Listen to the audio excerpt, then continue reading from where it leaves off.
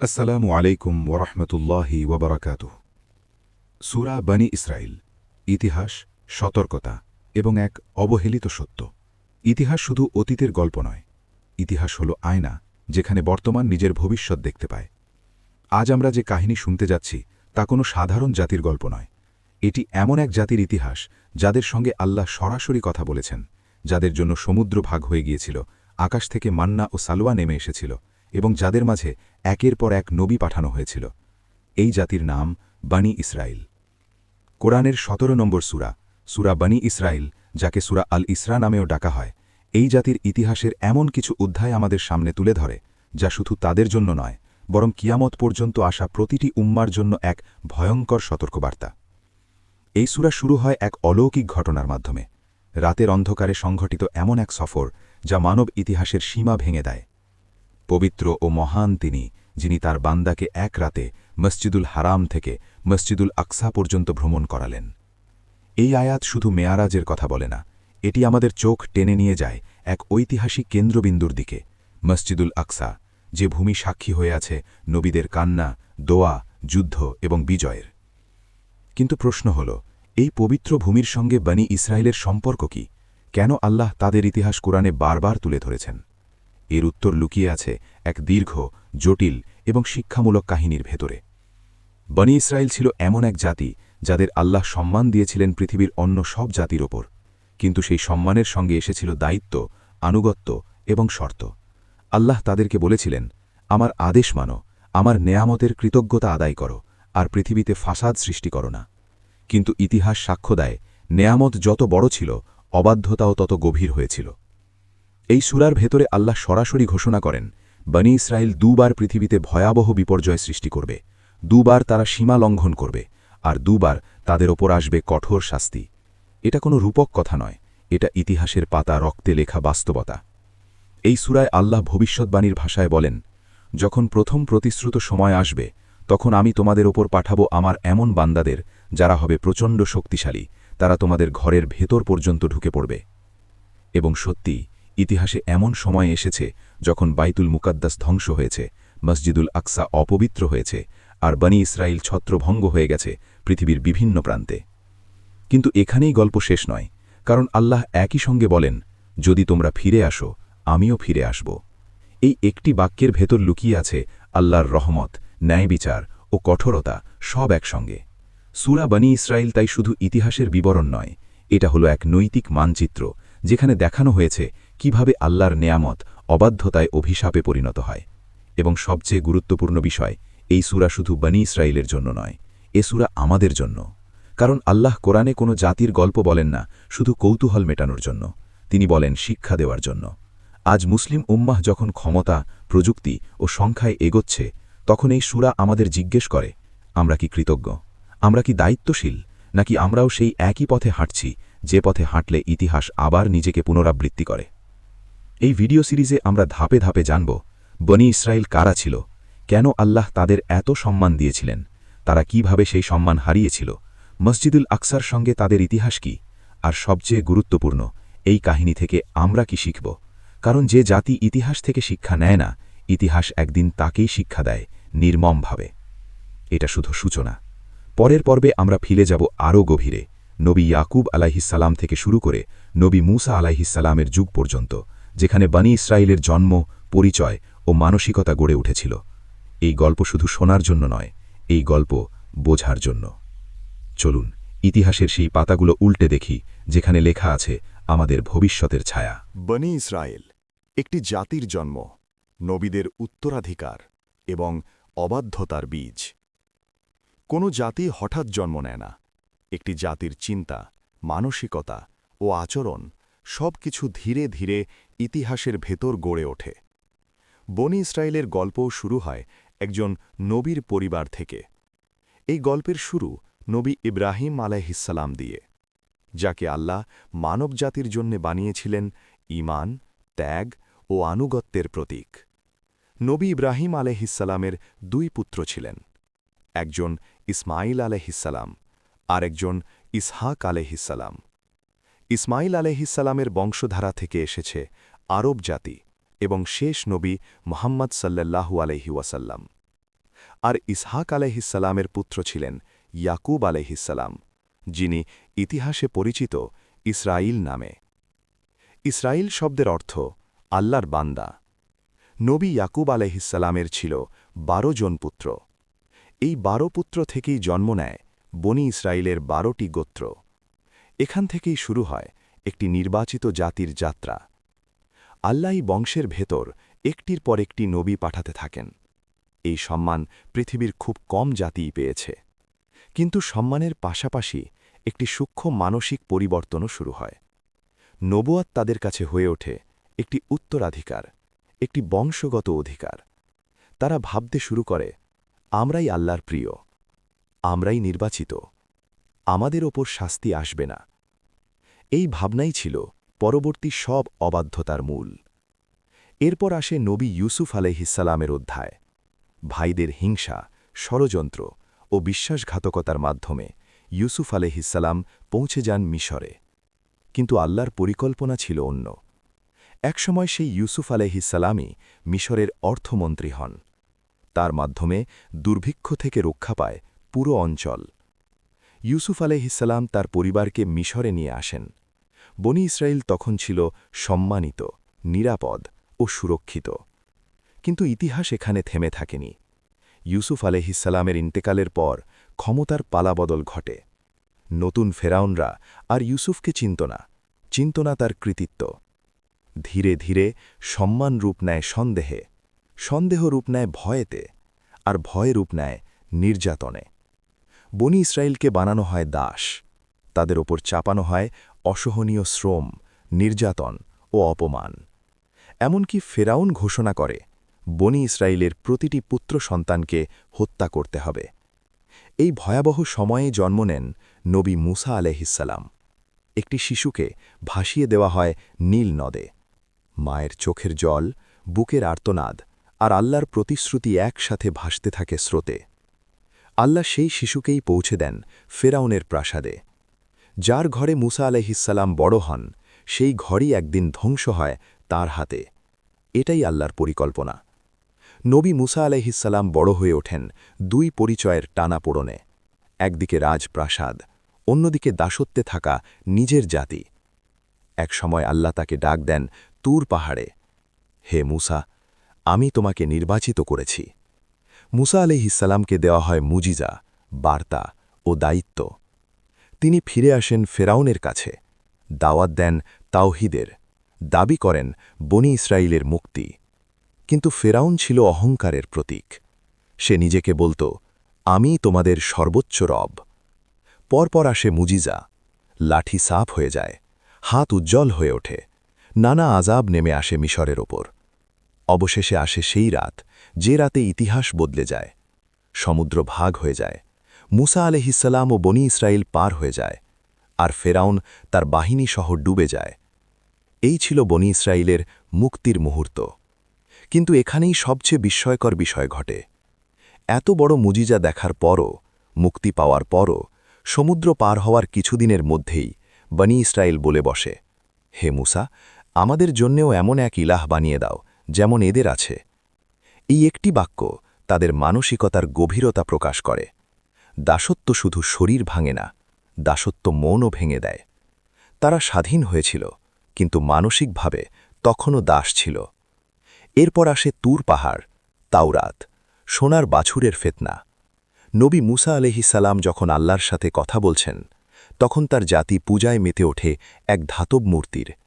এই ঘটনাই দেখিয়ে দেয়, সম্মান পাওয়া আর যোগ্য হওয়া এক নয়। আল্লাহ তাদের ক্ষমা করেন, আবার সুযোগ দেন, কিন্তু এই সুযোগের অপব্যবহারই পরবর্তীতে ডেকে আনে সূরা বনি ইসরাইলের সেই ভয়াবহ ঘোষণা।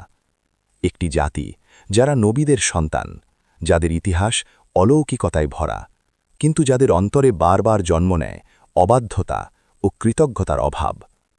এই মানসিকতাই একদিন তাদেরকে নিয়ে যাবে আলাকসার ধ্বংসের দ্বার প্রান্তে। পরের পর্বে আমরা দেখব কিভাবে বনি ইসরাইল প্রতিশ্রুতি ভাঙতে ভাঙতে আল্লাহর সতর্ক বার্তাকে বাস্তবে রূপ দেয়। এটাই ছিল তাদের উত্থান। এরপর শুরু হবে পতনের গল্প। প্রথম অবাধ্যতা, যখন আলাকসার আকাশে নেমে আসে ধ্বংসের ছায়া। ইতিহাসে এমন কিছু মুহূর্ত আসে যখন আল্লাহ আর সতর্ক করেন না, তিনি বাস্তবতা দেখান। বনি ইসরায়েলের ক্ষেত্রেও ঠিক তাই ঘটেছিল। নবী মুসা আলাইহিসসালামের পর তাদের মাঝে একের পর এক নবী আসতে থাকেন। নবী ইউসা আলাইহিসসালাম, তারপর বিচারকগণ, এরপর নবী দাউদ আলাইহিসসালাম ও নবী সুলাইমান আলাইহিসসালাম। এই সময়টাই ছিল বনি ইসরায়েলের স্বর্ণযুগ। দাউদ আলাইহিসসালামের হাতে গড়ে ওঠে শক্তিশালী রাজ্য। সুলাইমান আলাইহিসসালামের যুগে পৌঁছে যায় ক্ষমতা, জ্ঞান ও ঐশ্বর্যের চূড়ায়। আল্লাহ তাদের দিয়েছেন এমন রাজত্ব যার তুলনা ইতিহাসে বিরল। জিন, মানুষ, পাখি সবই ছিল এক নবীর অধীনে, এবং এই রাজত্বের হৃদয় ছিল বাইতুল মুকাদ্দাস, আজকের মসজিদুল আকসা। কিন্তু ক্ষমতার শীর্ষে ওঠাই অনেক সময় পতনের শুরু। নবী সুলাইমান আলাইহিসসালামের ইন্তেকালের পর রাজ্য বিভক্ত হয়ে যায়, শক্তি ভেঙে যায়, ঐক্য হারিয়ে যায়। এরপর ধীরে ধীরে আল্লাহর বিধান থেকে সরে যেতে থাকে তারা। নবীদের উপদেশ উপেক্ষিত হয়, আয়াত বিকৃত হয়, দুনিয়াবি স্বার্থ জায়গা করে নেয় ঈমানের স্থানে। সবচেয়ে ভয়াবহ ছিল তারা জুলুম শুরু করে। নিজেদের মধ্যেই জুলুম, নবীদের হত্যা, আল্লাহর ভরকে অবহেলা। আল্লাহ কুরআনে বলেন, আমি কিতাবে বনি ইসরায়েলকে জানিয়ে দিয়েছিলাম, তোমরা পৃথিবীতে দুবার ভয়াবহ ফাসাদ সৃষ্টি করবে এবং চরম সীমালঙ্ঘন করবে। এই আয়াত ছিল ভবিষ্যৎবাণী, এবং প্রথম ফাসাদের সময় এসে গিয়েছিল। তারা আল্লাহর নির্দেশকে খেলনায় পরিণত করেছিল। শরীয়ত মানা হতো সুবিধামতো, ক্ষমতাবানরা আইনের ঊর্ধ্বে ছিল। নবীরা সতর্ক করেছেন, তওবা করো, ফিরে আসো, কিন্তু ইতিহাস বলে অল্প সংখ্যক মানুষই শুনেছিল।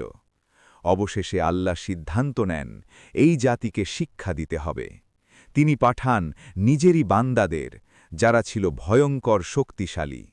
ইতিহাসের ভাষায় তারা পরিচিত বাবিলীয় বাহিনী, নেতৃত্বে ছিল বুখতনাসর বা নেবুকাদনেজার। যখন সেই বাহিনী আক্রমণ করে, জেরুজালেমের দেয়াল ভেঙে পড়ে, ঘরবাড়ি ধ্বংস হয়, মানুষ নিহত হয়। সবচেয়ে হৃদয়বিদারক ঘটনা ঘটে বাইতুল মুকাদ্দাসে। আল্লাহর ঘর অপবিত্র হয়, আগুনে পুড়ে যায় পবিত্র স্থান, যে জায়গা যেখানে নবীরা সেজদা দিয়েছেন। বনি ইসরায়েলের নেতাদের বন্দী করে নিয়ে যাওয়া হয়, তাদের ছত্রভঙ্গ করে দেওয়া হয় বিভিন্ন ভূখণ্ডে। এটাই ছিল সূরা বনি ইসরায়েলের প্রথম শাস্তির বাস্তব রূপ। কুরআনের ভাষায়, তারা তোমাদের ঘরের ভেতর পর্যন্ত ঢুকে পড়েছিল, যেমন তারা প্রথমবার ঢুকেছিল। এটা কোনো রূপক নয়, এটা ছিল বাস্তব ইতিহাস। কিন্তু এখানেই আল্লাহর রহমত শেষ হয়নি। শাস্তির পরও আল্লাহ তাদের সুযোগ দেন। তিনি বলেন, এরপর আমি তোমাদেরকে তাদের উপর বিজয়ী করব, তোমাদের ধন সম্পদ ও সন্তান বৃদ্ধি করব। ইতিহাস বলে, বাবিলীয়দের পতনের পর বনি ইসরায়েল আবার ফিরে আসে জেরুজালেমে। তারা পুনর্গঠন করে বাইতুল মুকাদ্দাস, আবার সুযোগ পায়। কিন্তু প্রশ্ন হল, তারা কি শিক্ষা নিয়েছিল? এই প্রথম ধ্বংস ছিল একটি সতর্ক ঘণ্টা, কিন্তু যারা সতর্কতা উপেক্ষা করে, তাদের জন্য অপেক্ষা করে আরও কঠিন পরিণতি। এই পর্ব আমাদের শেখায়, আল্লাহর ঘর, আল্লাহর বিধান কখনো জাতিগত অধিকার নয়। আনুগত্য ছাড়া সম্মান টিকে না। পরের পর্বে আমরা দেখব কিভাবে এই সুযোগের অপব্যবহার নিয়ে যায় দ্বিতীয় অবাধ্যতা ও আরও ভয়াবহ ধ্বংসের দিকে। কারণ ইতিহাস যখন নিজেকে পুনরাবৃত্তি করে, তখন শাস্তি আরও কঠিন হয়। দ্বিতীয় অবাধ্যতা, যখন ইতিহাস আবার নিজেকে পুনরাবৃত্তি করল। ইতিহাস মানুষকে সুযোগ দেয়, কিন্তু মানুষ সুযোগকে শিক্ষা বানায় না, বরং পরীক্ষা বানায়। প্রথম ধ্বংসের পর বনি ইসরায়েল আবার ফিরে এসেছিল, আবার গড়েছিল ঘরবাড়ি, আবার দাঁড়িয়েছিল বাইতুল মুকাদ্দাসের প্রাঙ্গণে। আল্লাহ তাদের ফিরিয়ে দিয়েছিলেন শক্তি, সংখ্যা ও সম্পদ। কিন্তু প্রশ্ন ছিল একটাই, তারা কি বদলেছিল? দুঃখজনক সত্য হল, সময় বদলেছিল, কিন্তু মানসিকতা বদলায়নি। তারা আবার শুরু করেছিল আল্লাহর বিধানকে নিজেদের স্বার্থ অনুযায়ী বাঁকানো। ধর্ম হয়ে উঠেছিল একটি আনুষ্ঠানিকতা। তাওরাত পড়া হতো কিন্তু মানা হতো না। নবীরা আসতেন কিন্তু কথা শোনা হতো না। বরং আরও ভয়াবহ এক অপরাধে জড়িয়ে পড়ে তারা, নবীদের হত্যা। জাকারিয়া আলাইহিসসালাম, ইয়াহিয়া আলাইহিসসালাম, এই পবিত্র নবীদের রক্ত তাদের ইতিহাসে এক কলঙ্ক। এরপর আসে সেই যুগ যখন আল্লাহ পাঠান নবী ঈসা আলাইহিসসালাম। তিনি এসেছিলেন বনি ইসরায়েলের জন্যই। তিনি ডাক দিয়েছিলেন তাওহীদ, পরিশুদ্ধতা ও ইনসাফের। কিন্তু কি পেলেন তিনি? অস্বীকার, অপবাদ আর হত্যাচেষ্টার ষড়যন্ত্র। তারা দাবি করেছিল, আমরা ঈসা ইবনে মারিয়ামকে হত্যা করেছি। কিন্তু আল্লাহ কোরআনে স্পষ্ট বলেন, তারা তাকে হত্যা করেনি, তারা তাকে শুলেও চড়ায়নি, বরং তাদের কাছে এমনটা মনে হয়েছিল। এই মিথ্যা দাবি তাদের অপরাধকে আরও গভীর করে তোলে। এই সময়ে বনি ইসরায়েল আবার সীমা ছাড়িয়ে যায়। জুলুম বেড়ে যায়, নৈতিক অবক্ষয়ে চূড়ান্ত রূপ নেয়, আর বাইতুল মুকাদ্দাস আবার হয়ে ওঠে অবহেলার শিকার। এটাই ছিল দ্বিতীয় ফাসাদের সময়, যার কথা আল্লাহ আগেই ঘোষণা করেছিলেন। আল্লাহ বলেন, যখন দ্বিতীয় প্রতিশ্রুত সময় আসবে তখন আমি তাদের পাঠাব যাতে তারা তোমাদের মুখমণ্ডলকে লাঞ্ছিত করে এবং মসজিদে প্রবেশ করে যেমন তারা প্রথমবার প্রবেশ করেছিল। ইতিহাসের পাতায় এই বাহিনী পরিচিত রোমান সাম্রাজ্য নামে। খ্রিস্টাব্দ ৭০ সাল, রোমান সেনাপতি টাইটাস ঘিরে ফেলে জেরুজালেম। শহর অবরুদ্ধ হয়, ক্ষুধা, রোগ আর আতঙ্ক ছড়িয়ে পড়ে। অবশেষে শহর ভেঙে পড়ে। যা ঘটেছিল তা ভাষায় প্রকাশ করা কঠিন। বাইতুল মুকাদ্দাস সম্পূর্ণভাবে ধ্বংস করে দেওয়া হয়। পাথরের উপর পাথর রাখা হয়নি। লক্ষ লক্ষ মানুষ নিহত হয়, অগণিত মানুষ দাসে পরিণত হয়। এই ধ্বংস ছিল প্রথম ধ্বংসের চেয়েও ভয়াবহ, এবং এবার তারা আর দ্রুত ফিরে আসতে পারেনি। বনি ইসরায়েল ছড়িয়ে পড়ে পৃথিবীর নানা প্রান্তে। এই ঘটনায় ইতিহাসে পরিচিত ডায়াসপোরা নামে। সূরা বনি ইসরায়েলের দ্বিতীয় সতর্কবার্তা এভাবেই বাস্তব রূপ নেয়। আল্লাহ শুধু ধ্বংস পারেননি, তিনি লাঞ্ছিত করেছিলেন, কারণ শাস্তির ধরন অপরাধের গভীরতার উপর নির্ভর করে। এই পর্ব আমাদের শেখায়, আল্লাহর দয়া অবহেলা করলে শাস্তি আসে সম্মানহানির মাধ্যমে। একটি জাতি যখন নবীদের হত্যা করে, আল্লাহর আয়াত বিকৃত করে, তখন তারা নিজেরাই নিজেদের ভবিষ্যৎ ধ্বংস করে। কিন্তু এখানেই কোরআনের ভাষা থেমে যায় না। আল্লাহ আবারও বলেন, যদি তোমরা ভালো করো তা তোমাদের নিজেদের জন্যই, আর যদি মন্দ করো তাও তোমাদের নিজেদের বিরুদ্ধে। এই আয়াত শুধু বনি ইসরায়েলের জন্য নয়, এই আয়াত আমাদের জন্য। কারণ ইতিহাস কোনো এক জাতির জন্য লেখা হয়নি, ইতিহাস লেখা হয়েছে মানুষের জন্য। পরের পর্বে আমরা বুঝব এই সূরার শিক্ষা কি এবং কেন আল্লাহ এই কাহিনী আমাদের সামনে তুলে ধরেছেন। সূরা বানি ইসরায়েলের শিক্ষা। ইতিহাস কেন কোরআনে বারবার ফিরে আসে? কোরআন কোনো ইতিহাসের বই নয়, তবু কোরআনে ইতিহাস আছে। কারণ আল্লাহ জানেন, মানুষ উপদেশে কম শেখে, ঘটনায় বেশি শেখে। সূরা বানি ইসরায়েলের কাহিনী শুধু বানি ইসরায়েলের পতনের গল্প নয়, এটা আসলে একটি আইন। আল্লাহর স্থায়ী নিয়ম। এই সূরার প্রতিটি আয়াত একটি প্রশ্ন ছুড়ে দেয় আমাদের দিকে। প্রথম শিক্ষা, নিয়ামত মানেই নিরাপত্তা নয়। বানি ইসরায়েল ভেবেছিল তারা আল্লাহর প্রিয়, তাদের ওপর শাস্তি আসবে না। কিন্তু কোরআন প্রমাণ করেছে, আল্লাহ কাউকে জাতির কারণে নয়, আনুগত্যের কারণে সম্মান দেন। যে জাতি দায়িত্ব নেয় সেই টিকে থাকে। দ্বিতীয় শিক্ষা, ক্ষমতা যখন তাকুয়ার বাইরে যায় তা ধ্বংস ডেকে আনে। দাউদ আলাহিসাল্লাম ও সোলাইমান আলাহিসাল্লামের যুগে ক্ষমতা ছিল ইবাদত, কিন্তু পরবর্তী যুগে ক্ষমতা হয়ে ওঠে অহংকার। আজ যখন কোনো উম্মাহ ক্ষমতা পেয়ে আল্লাহকে ভুলে যায়, ইতিহাস আবার নড়ে চড়ে বসে। তৃতীয় শিক্ষা, ধর্ম যদি শুধু আনুষ্ঠানিক হয় তাহলে তা মানুষকে রক্ষা করে না। বানি ইসরায়েল তাওরাত পড়ত, কিন্তু মানত না। আমল ছাড়া ইলম বোঝা হয়ে দাঁড়ায়। এই আয়াত আমাদের মনে করিয়ে দেয়, কোরআন তিলাবাতের জন্য নয়, শুধু বাস্তবায়নের জন্য। চতুর্থ শিক্ষা, নবীদের বিরোধিতা মানে আল্লাহর বিরোধিতা। বানি ইসরায়েল নবীদের হত্যা করেছিল। আজ নবী নেই, কিন্তু নবীদের শিক্ষা আছে। যখন সেই শিক্ষা উপহাস হয়, অবহেলিত হয়, পরিণতি বদলায় না। পঞ্চম শিক্ষা, আল্লাহর ঘর জাতিগত সম্পত্তি নয়। বাইতুল মুকাদ্দাস কোনো জাতির উত্তরাধিকার নয়, এটা আনুগত্যের আমানত। যারা আল্লাহর ঘরকে অন্যায়ের হাতিয়ার বানায় আল্লাহ তাদের হাত থেকেই তা ছিনিয়ে নেন। এটাই ইতিহাসের সত্য। সূরা বানী ইসরাইল আমাদের আরও শেখায় আল্লাহর শাস্তি হঠাৎ আসে না। তিনি আগে সতর্ক করেন, নবী পাঠান, সময় দেন, সুযোগ দেন। কিন্তু যখন সীমা বারবার লঙ্ঘিত হয় তখন শাস্তি আসে নির্মম বাস্তবতায়। সবচেয়ে আশ্চর্যের বিষয়, এই সূরায় শাস্তির পাশাপাশি আশার দরজাও খোলা। আল্লাহ বলেন, যদি তোমরা ফিরে আসো আমিও ফিরে আসব। এই আয়াত আমাদের বলে তাওবার দরজা বন্ধ হয়নি। কোনো জাতিই চিরতরে ধ্বংস হয় না যদি তারা সত্যিকারে ফিরে আসে। এই সূরার শিক্ষা শুধু অতীত নয়, এটা বর্তমান। আজ মুসলিম উম্মাহর দিকে তাকাও। সংখ্যা আছে কিন্তু ঐক্য নেই, সম্পদ আছে কিন্তু ইনসাফ নেই, মসজিদ আছে কিন্তু চরিত্রে দুর্বলতা। সূরা বানী ইসরাইল আমাদের প্রশ্ন করে, আমরা কি আলাদা, নাকি আমরা শুধু একটি নতুন নাম, একটি নতুন সময়? কারণ আল্লাহর নিয়ম বদলায় না। যে জাতি কৃতজ্ঞ সে টিকে থাকে, যে জাতি অহংকারী সে পড়ে যায়। এই সূরার শেষ শিক্ষা, ইতিহাসের পুনরাবৃত্তি এড়ানো যায় যদি শিক্ষা নেওয়া যায়। কোরআন আমাদের ভয় দেখাতে ইতিহাস বলেনি, কোরআন আমাদের বাঁচাতে ইতিহাস বলেছে। সূরা বনী ইসরাইল, ইতিহাস থেকে বর্তমান, বর্তমান থেকে ভবিষ্যৎ। ইতিহাস কখনো মৃত থাকে না, ইতিহাস শুধু রূপ বদলায়। সূরা বনী ইসরাইল যখন নাজিল হয়েছিল তখন তা ছিল ভবিষ্যৎবাণী। আজ যখন আমরা তা পড়ি তখন তা বাস্তবতা। এই সূরার সবচেয়ে ভয়ঙ্কর দিক হল এটা কেবল অতীতের কথা বলে না, এটা বর্তমানকে আয়নার সামনে দাঁড় করিয়ে দেয়। আজকের দুনিয়ায় তাকালে আমরা কি দেখি? এক পবিত্র ভূমি যার নাম আল-আকসা, যেখানে নবীদের পদচিহ্ন, যেখানে মেরাজের স্মৃতি।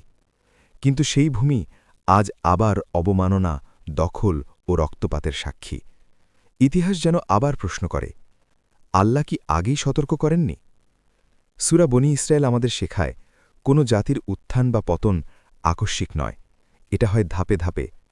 অবাধ্যতা, অবহেলা, অহংকার, জুলুম, শাস্তি। এই চক্র শুধু বনী ইসরায়েলের জন্য নয়, এই চক্র মানব জাতির জন্য। আজ মুসলিম উম্মার দিকে তাকাও। আমরা কি আল্লাহর নেয়ামতের কদর করি, নাকি আমরাও ভাবি আমরা মুসলিম, আমাদের কিছু হবে না? এই আত্মতুষ্টি সবচেয়ে বড় বিপদ। কারণ আল্লাহ কোরআনে বলেন, তিনি কোনো জাতির অবস্থা পরিবর্তন করেন না যতক্ষণ না তারা নিজেরা নিজেদের পরিবর্তন করে। সূরা বনী ইসরায়েল আমাদের বলে, সংখ্যা নয়, গুণই গুরুত্বপূর্ণ। দাবি নয়, দায়িত্বই মূল। আল্লাহর ঘর রক্ষা হয় তওবা, তাকওয়া ও ইনসাফ দিয়ে, শুধু স্লোগান দিয়ে নয়। এই কাহিনী তাই শুধু একটি জাতির ইতিহাস নয়, এটা একটি আয়না, যে আয়নায় তাকিয়ে প্রতিটি মুসলিম উম্মাহকে নিজেকে জিজ্ঞেস করতে হবে, আমরা ইতিহাস থেকে শিক্ষা নেব নাকি ইতিহাসে পরিণত হব? কারণ আল্লাহ সুবহানাহু ওয়া তাআলা আজও একই, তার নিয়ম বদলায়নি। এই ভিডিও সিরিজের উদ্দেশ্য কারো বিরুদ্ধে ঘৃণা তৈরি করা নয়, বরং নিজেদের ভেতর দায়িত্ববোধ জাগানো।